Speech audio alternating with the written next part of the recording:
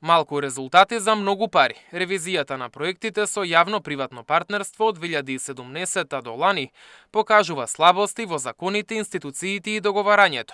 Утврдени се вкупно 68 договори, но ревизорите велат дека бројката можеби е поголема, поради лошо водена евиденција.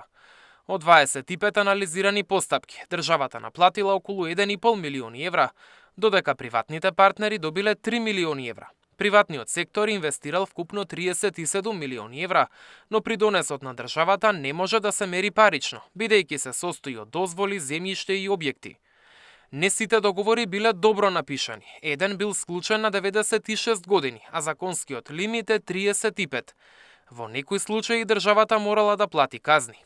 Во тек се судски постапки во кои јавен партнер се јавува како тужена страна за долг од приближно 3,9 милиони евра.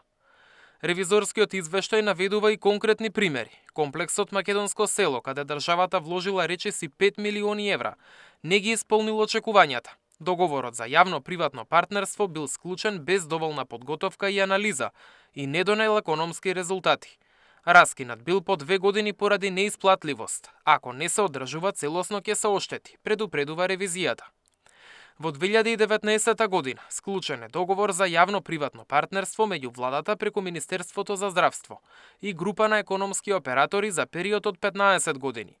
Приватниот партнер се обврзал да реновира и прилагоди 4 објекти во центри за стерилизација за 2 години.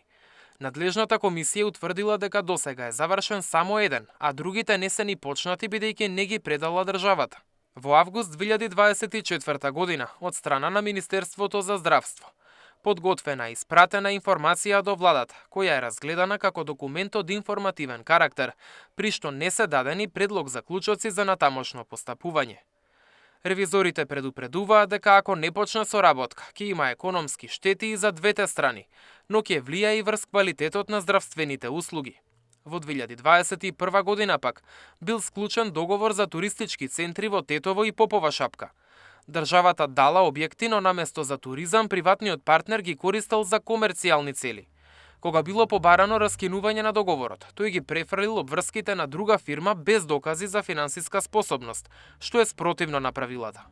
Ревизијата забележува дека ретко се мери дали проектите носат корист за граѓаните. Во 80% од случаите имало само еден понудувач, што значи немало конкуренција. Мартин Арсов, Сител телевизија.